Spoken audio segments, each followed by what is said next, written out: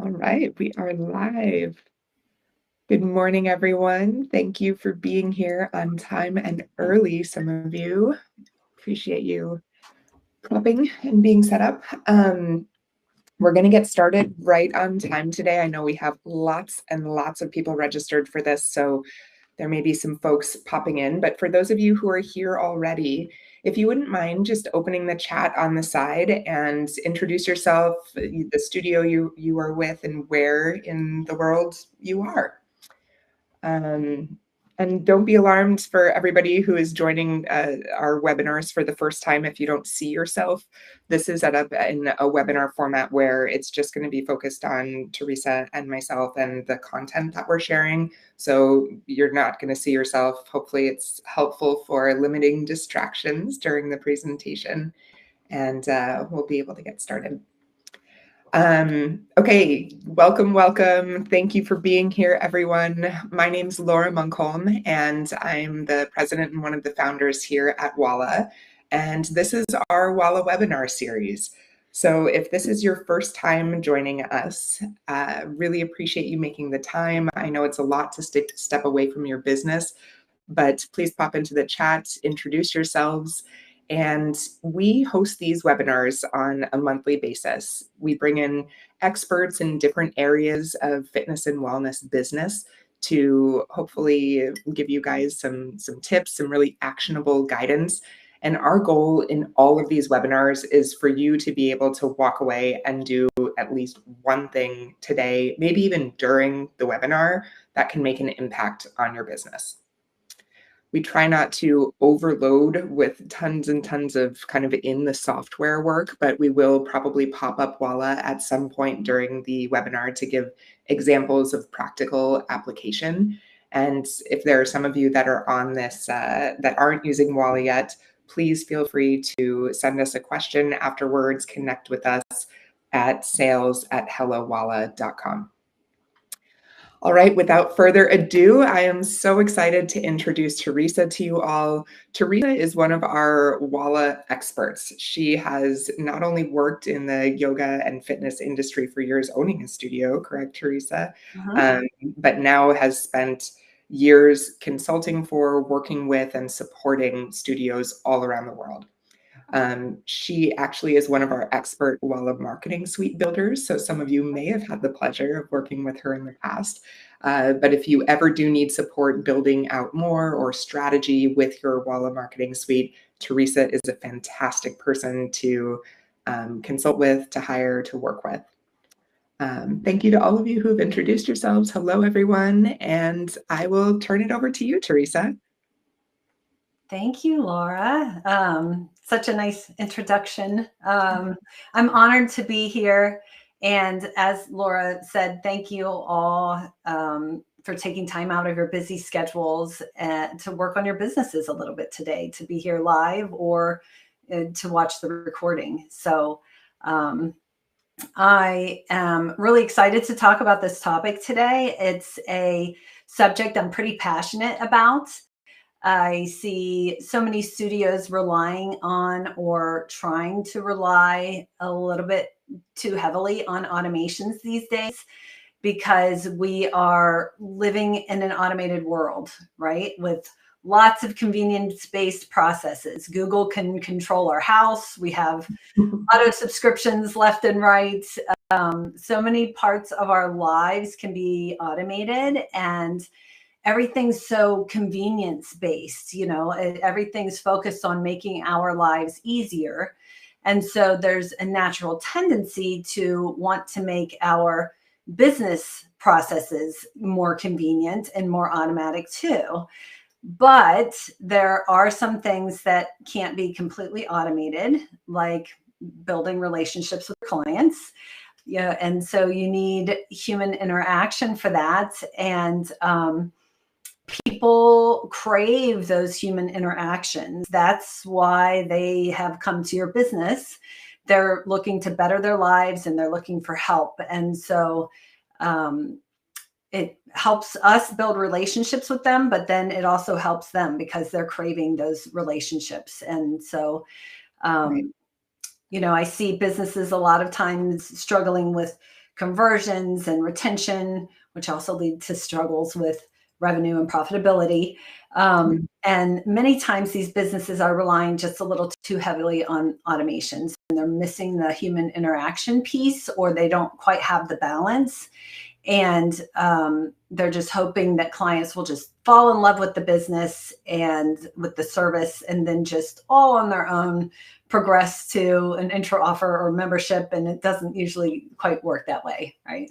Right. Yeah. And I would say just quickly, for those of you that are paying attention, the bigger gyms, especially luxury gyms, are trying to start playing in our boutique fitness space. And there is more and more competition out there. There are digital platforms that are trying to kind of own our clients or grab our clients. And one of the really big benefits we have is that nobody does community connection and relationships better than boutique fitness. So that's why I wanted Teresa to talk about this today. She's equally as passionate and has some great ideas and strategies for making that a reality without hopefully too much work on your end. Yeah. But a little bit of elbow grease. A little bit. A little bit of elbow grease. If it were that easy, everyone would do it and be gazillionaires. So we got to keep that in mind. I am going to share my screen here so we can jump in. All right.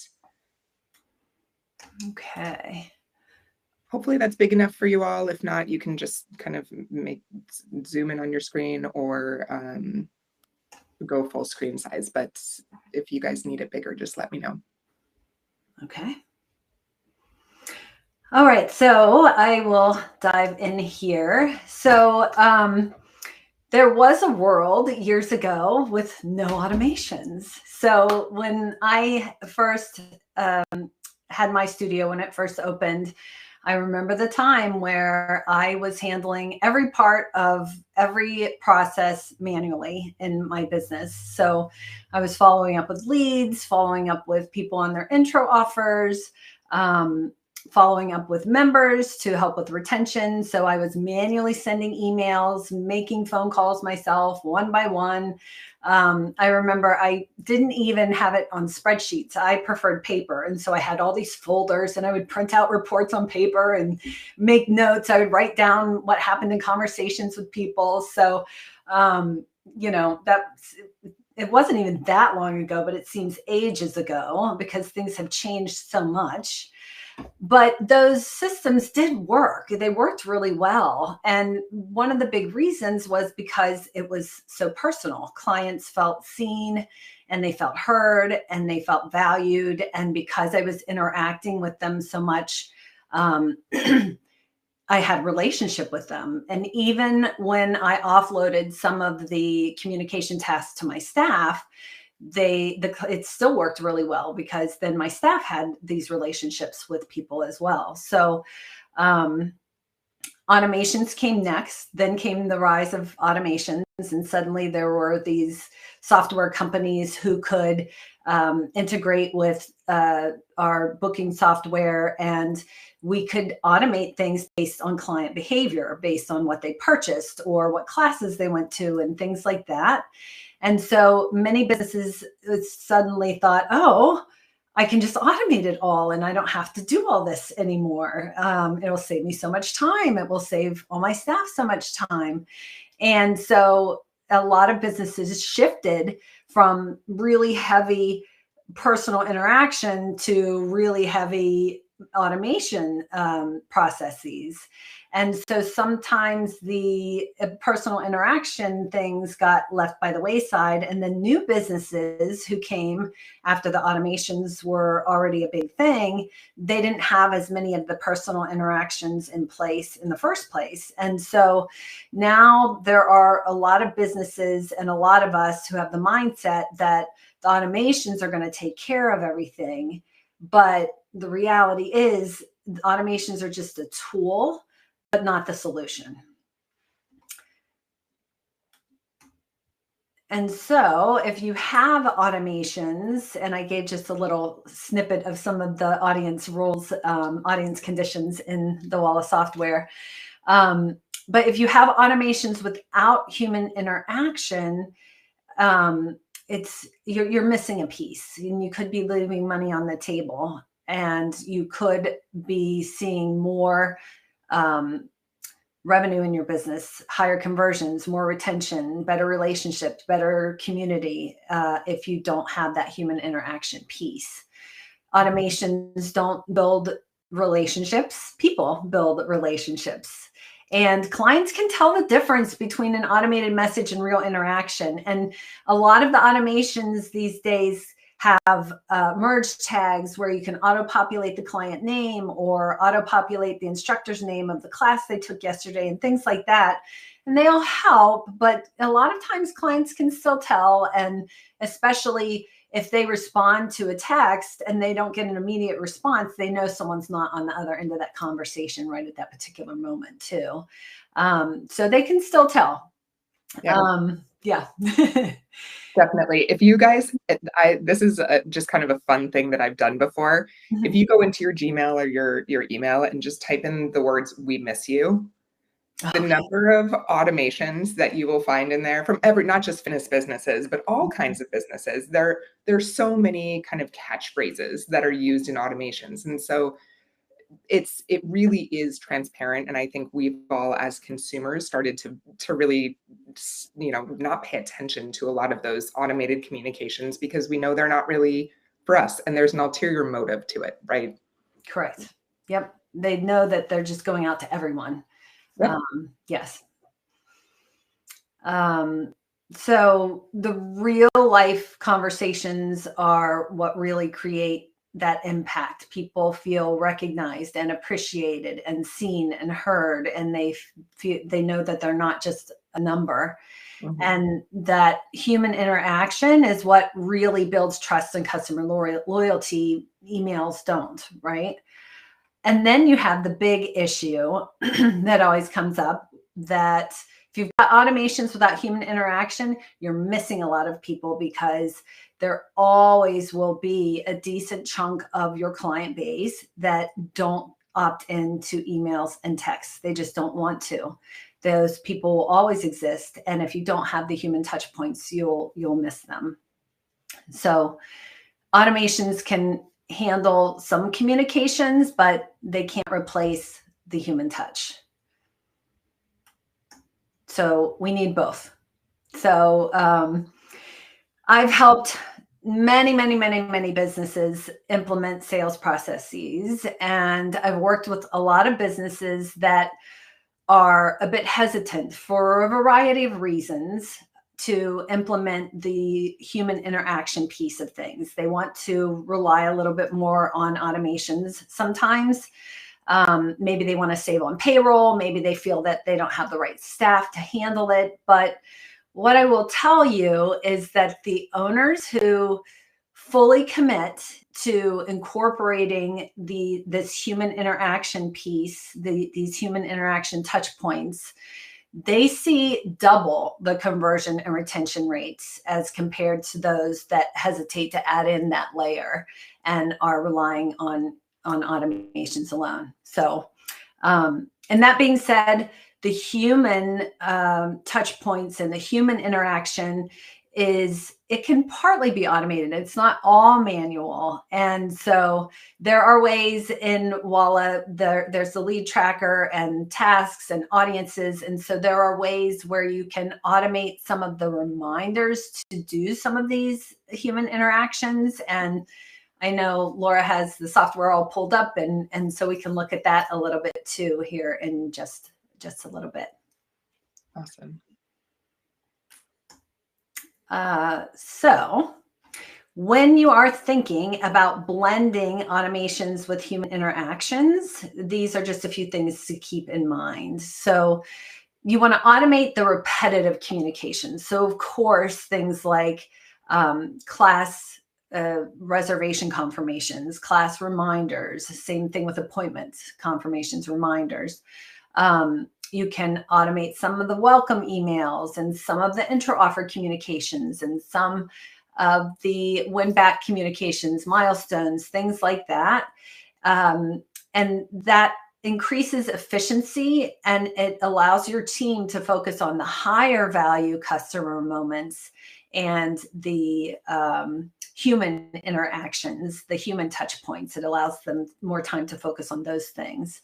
And so you want to, I said humanize, you want to humanize the critical moments. And so there are critical points in the client journey, and I'll talk more specifics in a moment, but there are critical moments with your new leads and your new clients and your intra-offer clients and your membership clients and your at-risk clients. There are critical points in all of those pieces of the client journey, and those are points that you want to humanize. And so that builds trust and ensures that customers feel supported during high impact interactions, and during it helps them make important decisions. With these human interactions, you can offer premium personalization. So if you are customizing a manual communication to someone, you can really personalize it, which is something that can't be done with the automations. So you can segment groups of customers and assign staff to high value clients or to clients that are at critical points in their client journey. And this again improves customer satisfaction and loyalty by tailoring the communications based on the customer's needs or the client's needs. And then, of course, have to throw in measuring. You have to measure what matters. So your key performance indicators, your KPIs, so pay attention to revenue, of course, and also your first visitors and your intro offer conversions and membership conversions and win backs and retention. So you need to measure these things to ensure that your strategies are delivering results and ensuring that your strategies are evolving based on feedback and data, because all of these processes, even your automations, are not static. They're living, breathing systems that require refinement, and they require staff training and regular evaluations. You'll have to make changes to them over time, because what works right now may not work 6 months from now or a year from now. So they'll always be changing. Yeah, I think too, one of the things that we often see is there's a really heavy emphasis on the early stage of client communication, right? The lead point, early leads, intro offers, and then it kind of starts to drop off. And there's an assumption that, okay, they love us, they bought, they're in. And I would encourage all of you to look at okay, what happens after someone purchases? Like, what does your client journey look like once they've made the purchase and buy into your membership? I hear oftentimes that there's a lot of shock and disappointment when people cancel or when they move on or kind of disappear and stop attending. And it's like, well, when's the last time you actually had a conversation with that person? Or, if you, for example, one of the kind of segments that gets missed often is if you have a teacher turnover or a teacher significantly drop classes on their schedule, who are the folks that went to that teacher a lot, right? Those people probably need a little extra love in that moment. So yes, you can, like Teresa is saying, find those critical moments in the general customer journey, but with Walla, and you guys have the ability to create these audiences for unique events that are really critical in the customer journey. So consider those things that could really be, I don't know, a benefit to that boutique fitness kind of relationship experience, community experience, and leverage these tools. Mm-hmm. Ongoing, you're right, not just at the beginning of their client journey. It's a super important part, but absolutely, gotta keep paying attention to them. Yeah.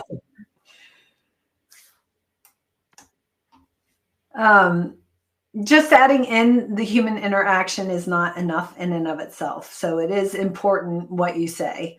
And I will say here that there's no one magic script. Sometimes I will be talking to a business owner and they'll say, well, we added in this personal outreach, but it didn't work. And so what's a good script? Well, there's not, there's general guidelines, but there's no magic script that's going to work with everyone, because everybody's staff is different. Every owner is different. Every business is different. Every service is different. Every client demographic is different. And so if you try a script and it doesn't work, then it just needs to be refined rather than ditching the whole thing. And so here are just a few things to keep in mind with these interactions. And when you're writing scripts or role playing or playing through scenarios. And one of the big ones is asking open-ended questions. So I often work with clients and they have text scripts or SMS automations, and they say something maybe like, congratulations on your first class yesterday. Let us know if you have any questions. And a much better way to word it would be, congratulations on your class yesterday. How did it go? So every time you can, asking an open-ended question, and that goes for, in-person communications or phone communications, asking the client questions so that they are prompted to give you information and you're starting a conversation and you're building a relationship, rather than saying, click this link to get this offer. All right. Yeah. You'd be better off saying, can I help get you set up with this offer? Something like that. So open-ended questions is huge. Offering personalized recommendations. I touched on that a little bit earlier. Providing a clear call to action for every communication. Just like your automated messages, your real conversations should be intentional and strategic. So not just layering in a manual text that you heard another business owner had success with, and it's not really related to your processes. You really want to have a clear goal for every communication, and then, convey that clear to call to action and ask open-ended questions. And use names. Using names is a big, big, big one. And I'll mention that again. There have been lots of studies on what happens in our brains when we hear our own name. And it's a huge impact and can make such a huge difference. So as a business owner or manager, if you have trouble remembering people's names, I encourage you to seek out some tips and tricks for remembering names, and then teach them to your staff, because using your clients' names is like a game changer. So important. And the best client interaction systems combine all three methods of communication here: phone, emails, and SMS. Sometimes I get pushback on phone. Sometimes people are like, no, phone is dead. It doesn't work. We just leave messages. The messages still make impact. And you have to do all three to reach everybody, because every client demographic is different. Every client is different. Some people never look at texts or respond to texts. Some people respond really well to phone calls. And so if you use a combination of all three, you'll have all your bases covered. And so, our clients are relying on us to be guided through the client journey, really. They don't know sometimes what they should purchase first, or what class to go to first, or what they should do after the intro offer. And so we use all three of these communication types to communicate with them, to guide them along the way, and to tell them what to do next. I like to tell this story when we talk about all the different methods of communication, because I happen to be probably many of your ideal client. I'm a 42-year-old mom in a busy job that likes to work out, and I definitely fall into the demographic that seems to be attracted to boutique fitness. So I was at my new soccer mom happy hour the other night, and I said, okay, I'll just text you this. And she was like, oh my God, don't text it to me. Just tell me now, and she turned her phone around and she had 142 text messages unread. And then she was like, I'm so mortified to show everybody that. And then the other mom was like, oh, don't worry, I've got 40 I have to get back to. And all of these moms started going around talking about how embarrassing it was that they hadn't read all of their text messages. So as much as we assume text is the kind of surefire way to get everybody's attention, we Mhm. live in a very busy society, and our ideal prospects are very busy people. Mhm. So we do need to catch them in different ways and at different moments in order to really grab attention. And the more personal it is, like if you're one of 42 or 142 text messages that are unread, if it's an automated kind of who cares message, that's getting deleted right away. Right.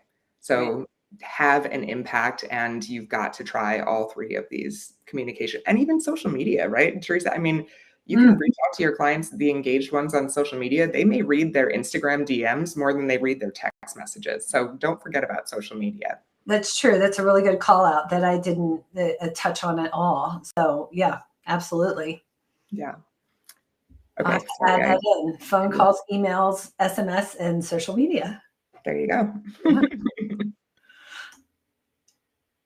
Okay, so let's talk a little bit about specific touch points, specific times that you can talk to um, your clients. So I kind of broke it up in studio and out of studio when your clients are at home. So in the studio, um, these are some really great examples of human touch points that you can layer in. It's not an exhaustive list, but it's a really, really good place to start. And so your first visit, we talked about that just a moment ago, how, the early days of the client journey are really important. And you do want to provide a gold standard experience for first-time visitors, of course. So you should have a whole first-time visitor protocol, SOP process. And in that, the client is having interaction with your staff, and they're really getting a gold standard experience. And so names come up here again. So learning the client names is super important. Greeting them when they arrive. Maybe you give a studio tour. Maybe you introduce them to other staff or other clients. Maybe there's a space to discuss their goals. Every business will be different in what they can and can't do with the new clients during that visit. But as much as you can, spend some time with that new client and start to build a relationship with them, start to make them feel really welcome and really seen and heard during that visit. You can recommend upgrades. That should be a part too. So if you are a business that has an intro offer and they come that first time with a drop-in pricing option, you will be way more successful in selling them the intro offer when they're there that day in the studio, as opposed to an automated email the next day. You can have that automated email the next day as like a safety net, but your in-person interaction will be much more successful. And then we've got during the intro offer. So training your staff, whether it's the teachers or front desk, training them to talk to people on their intro offer. How are you liking the classes? Have you taken this instructor? Have you taken this class? You should making recommendations. You should try this class or this instructor.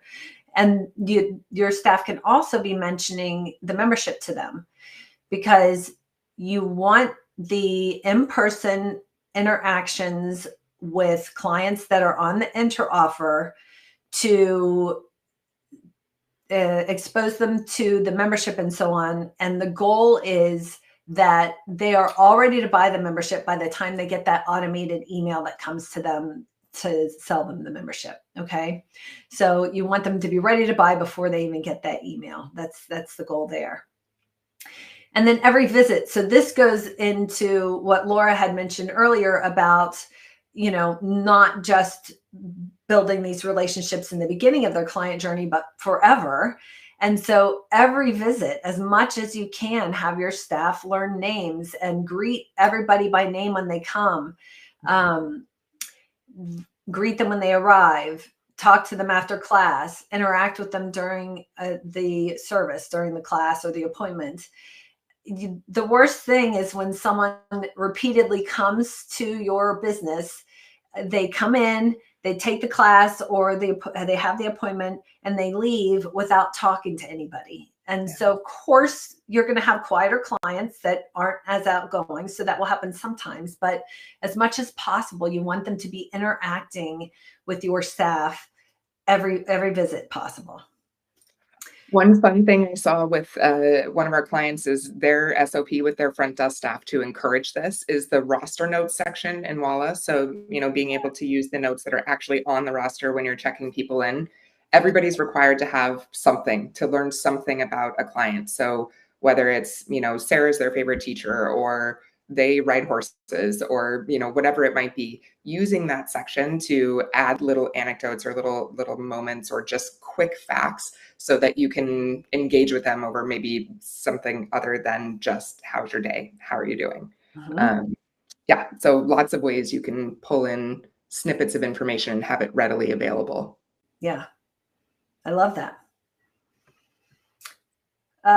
Milestones. So this could be a whole webinar in and of itself, but many studios have some sort of in-studio recognition for milestones, whether it's a board in the lobby, you take Polaroids, there are a million different options. But when a client reaches a milestone, even if they get recognition before the class starts, that can be huge. So that's a really great ongoing touch point to add in. You have upgrades. So you will have super users and they may be taking tons of classes with drop-ins or class packages, and they could be really great candidates for membership.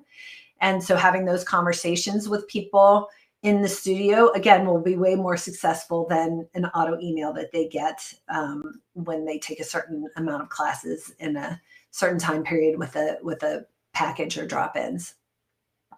And then member retention / feedback. So this ties into ongoing communication with people after they've purchased the membership. So having regular conversations with the clients, having your teachers or front desk do this with things that Laura was just talking about, remembering things about the client. They like to ride horses, things like that.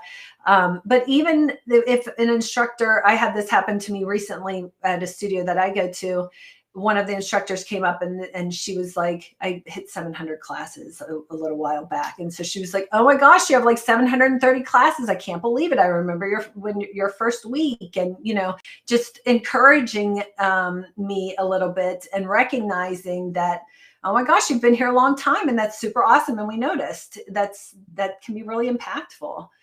And then with feedback, my intention here was to mention that you will have longtime members that are super users that are like your ideal clients and you love them, and they are a really valuable resource. So having conversations with them and, maybe asking them to stay after class one day or scheduling a coffee with them, they can be really valuable for feedback. So take advantage of those resources, and they will also feel valued when you ask them for their feedback.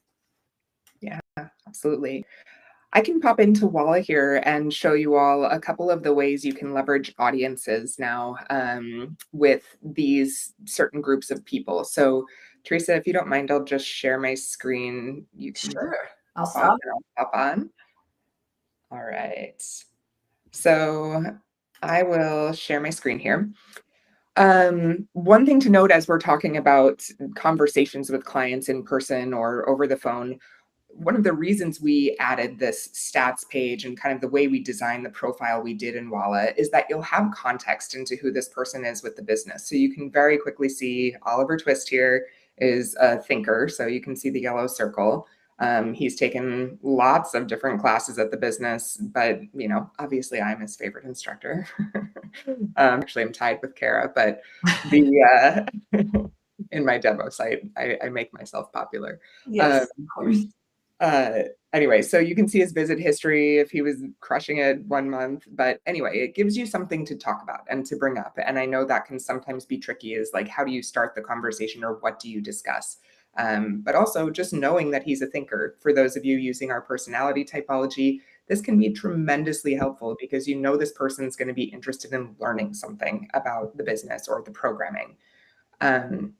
And then on the dashboard, depending on who's logged in, if you all haven't played with audiences yet, this is one of the most powerful tools in Walla that's going to give you a way to highlight these folks. So those upgrade clients that Teresa just mentioned, upsell member opportunities, you can build an audience in Walla that says, okay, I want to see everybody who's on a 10 pack or an 8 times a month membership that's used up all of their, or almost used up all of their sessions, or they've used 8 of the 10 in the last 30 days. So you've got those people highlighted right there on your dashboard, and you can make sure that, you talk to them, or you send them a quick text message just saying, hey, way to go. Looks like you're blowing through that 8 times a month membership. Let me know if you're interested in upgrading to unlimited. You can come as much as you'd like. So opportunities to use audiences, I absolutely recommend diving into our marketing suite course if you haven't. This is going to give you examples of common audiences that really highlight those critical moments in the client journey and the how to build them. So you don't have to kind of get stuck and scared. And I know the conditions can be a little bit overwhelming if you've never played with them before. But now we also have a way to really organize them in a nice view. So you can see here, I've built collections of my ClassPass prospects or my win back. So I can see all the people with no visit in 60 days, 90 days, no visit in the last 6 months or a year. So these are action lists for you and a great way to kind of task your team with the right people to reach out to at the right moment. Mm-hmm. Okay, sorry, I'll hand it back to you now. Awesome. No, I'm glad you pointed that out because super, super valuable tools. Yeah. Okay. So we're back. Yep. Okay, I see. Okay. So that was in studio human interactions, and now at home human interactions. So at home interactions are really nice because it says something when you're paying attention to them when they're not in the studio. So these can be really important touch points. And there are some that you can't do in the studio, like new leads. They're not there yet. And so they have to be at home human interactions. And so when someone fills out a lead form or creates their account in Walla or fills out some sort of lead form with social media, when you have these leads, if there's a little bit of hesitation before they take action, book or purchase, a call or a text can be huge in getting them past whatever barrier they're experiencing and getting them booked or, helping them purchase. They could have a tech issue. They could not know what class or service to start with. They could not know, do I do the intro offer or the drop-in? I don't know all the rules, so actually starting a conversation with them and finding out from them what the barriers are can be really helpful in removing those barriers and getting them to actually come into the business. Before and after first visit are big. Sometimes before is automated, but it depends on your business and your service offerings. Sometimes some one-on-one services, a phone call the day before is really great because you can give them the appointment reminder and things to expect and how to prepare and what to bring, things like that. Answer any questions that they might have before their first visit.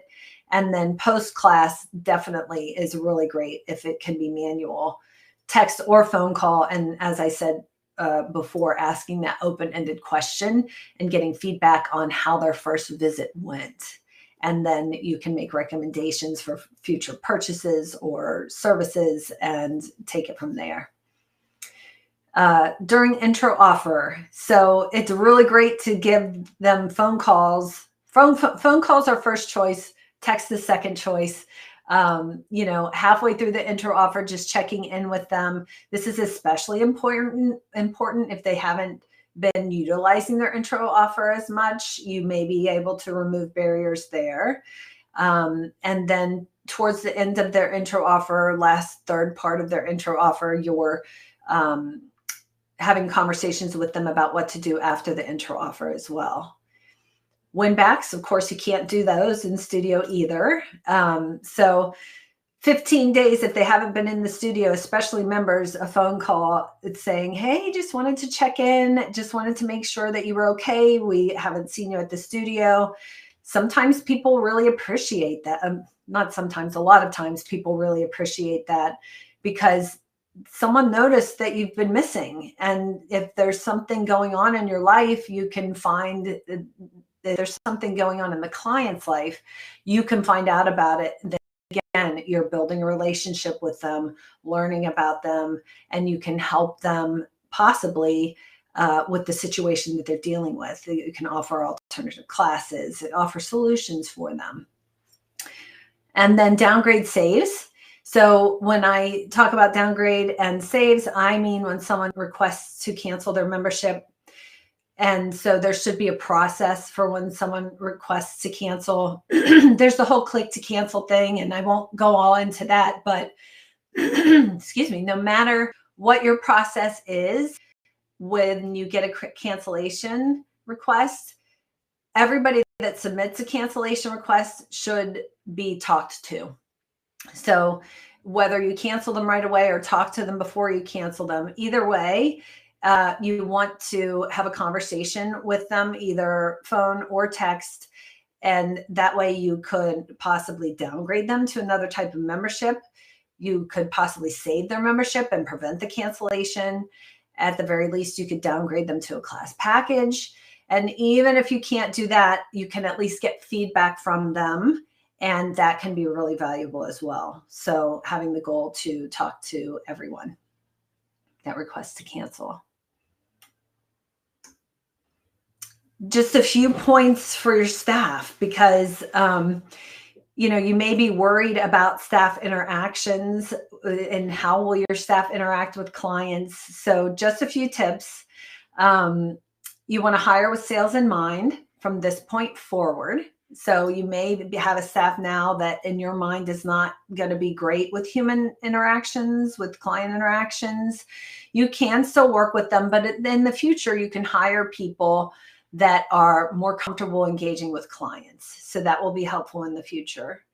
You can empower your staff to make certain decisions on behalf of the business. So when they're interacting with clients, they feel empowered to make decisions, and they don't always have to tell the client, I'm not sure, I'll have to check and get back to you, So empowering them is really helpful.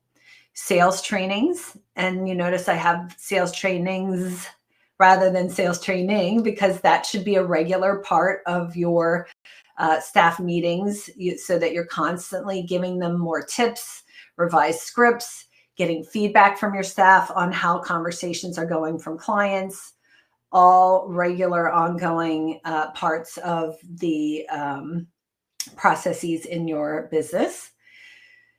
Role playing, that can actually be part of sales training, but I broke it out into its own bullet point because it can be so effective, but people shy away from it so much.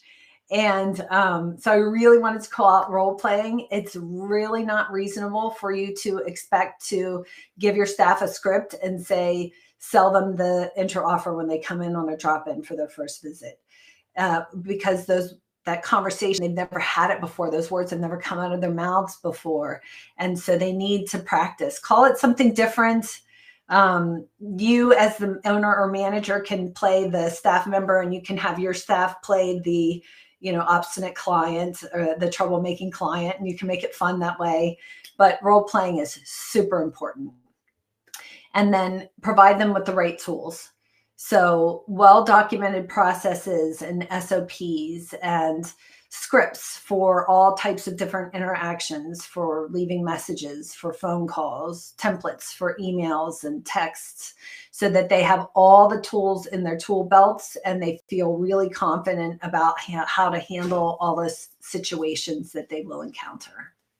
Um, One of the best things I've encountered in studio kind of sales is if any of you guys watched one of our recent webinars with Eric, he talked about it's on our website if you want to watch, but he talked about the idea of doing improv classes together as a team building exercise and kind of letting your staff flex the muscle of speaking or having a response when something is unexpected, because you really never know what you're going to hear, and that's part of the fear around in-person communication or phone calls, is that you don't know what the person on the other end is going to say, and there's a little bit of, oh, I don't want to bother them, but it's going to give you just some tools to feel more confident in those conversations.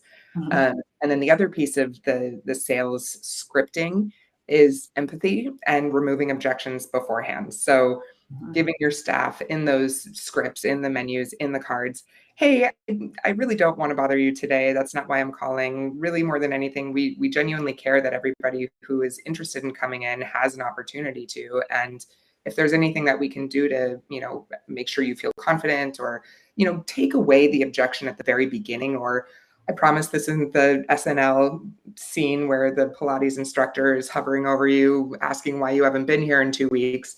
I genuinely care. Are you okay? We haven't seen you in a while and we miss you. Right.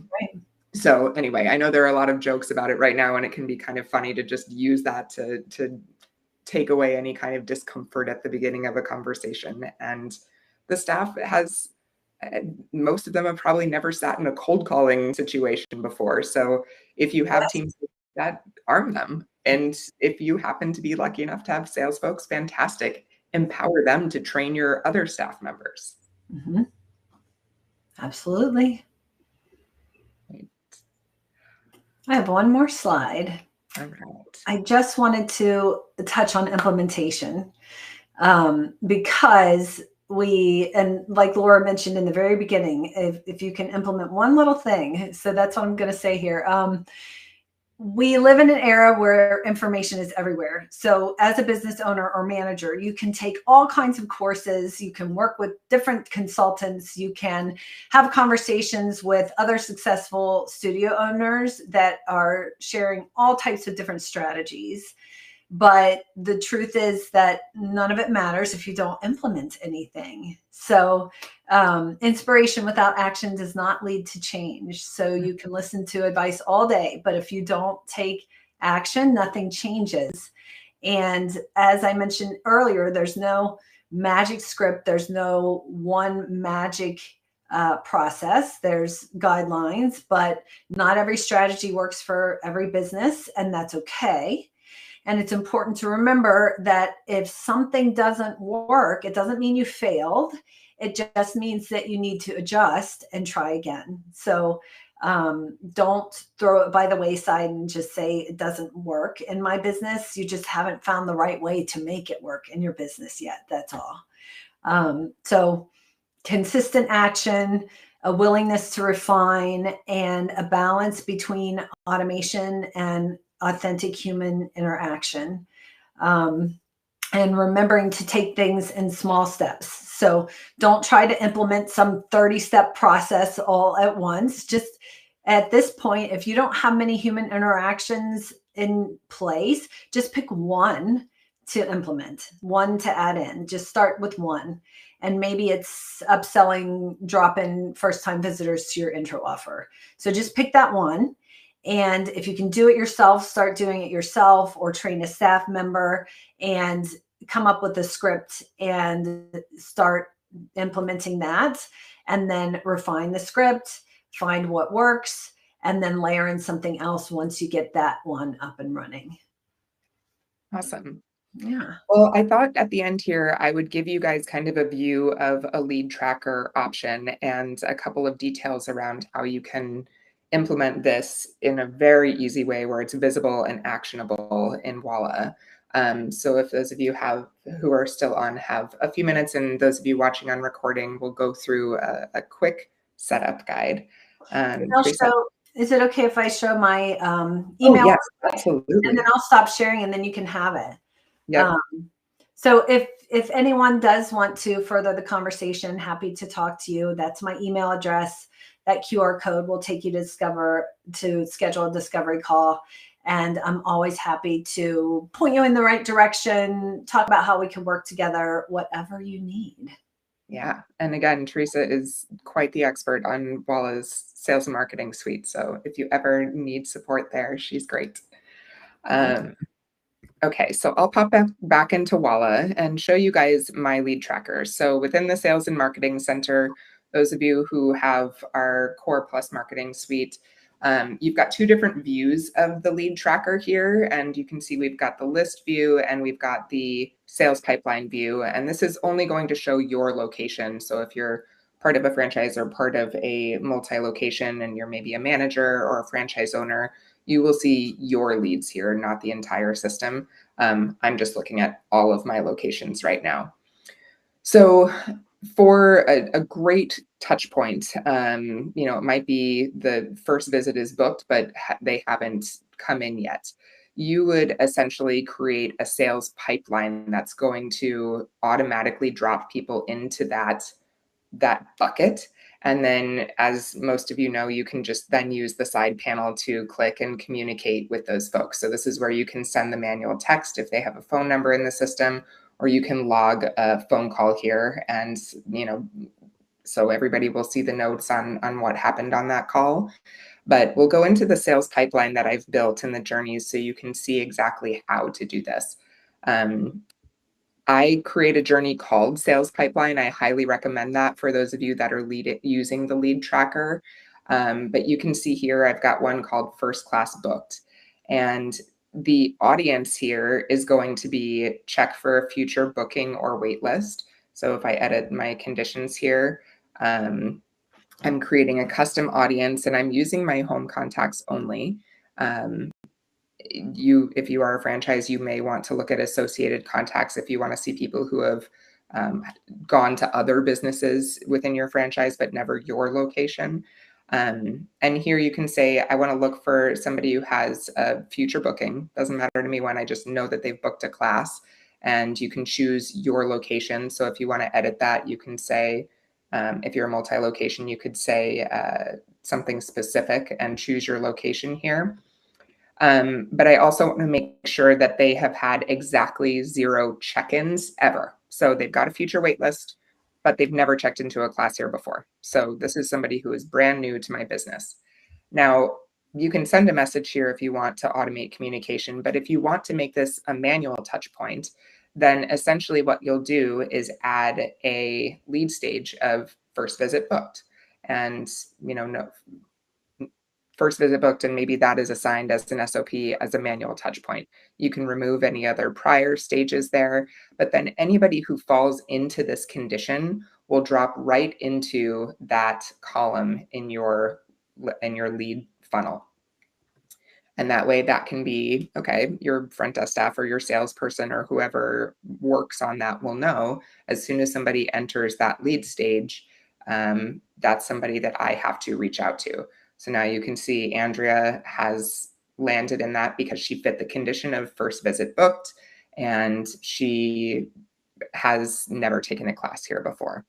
So hopefully that gives a kind of a quick snippet on how this lead tracker can be used to facilitate the manual touch points. Not everything can be automatically dropped. Like if it's somebody else talking to that person 5 days ago, we don't know exactly who talked to that person 5 days ago. They'll have to manually add in a touch point or a stage in the sales pipeline, but you can always manually move these folks around. Okay, I'll stop sharing here, and if there are any questions, I'll pop in. Yeah, no problem, Hannah. All right. Anybody have questions for Teresa? Anybody have questions for me or just generally about ideas sharing on manual communication, in-person communication, or any automations before we wrap today? All right. Great.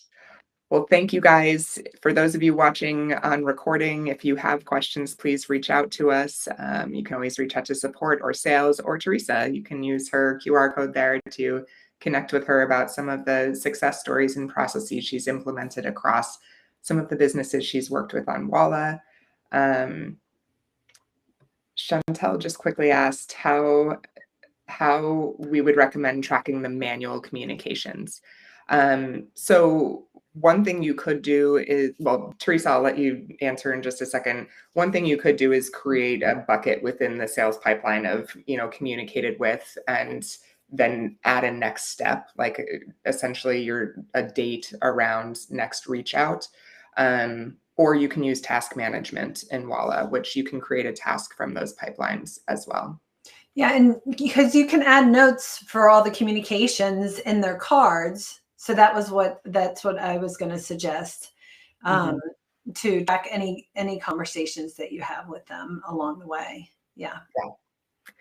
And Fania, yes, for those of you who haven't been on our webinars before, all of our webinars are recorded as long as you registered, and they live on our website. So I'll pull up where you can find that right now and show you how to get there. But I know you probably don't spend a lot of time on our website once you've become a Walla client. Yes. You can go to the resources page, and under webinars, this is where you find the one today, but all of our past webinars are here. And this is a treasure trove of information, especially if you've got a specific question or issue in your business that you're really looking for an expert on.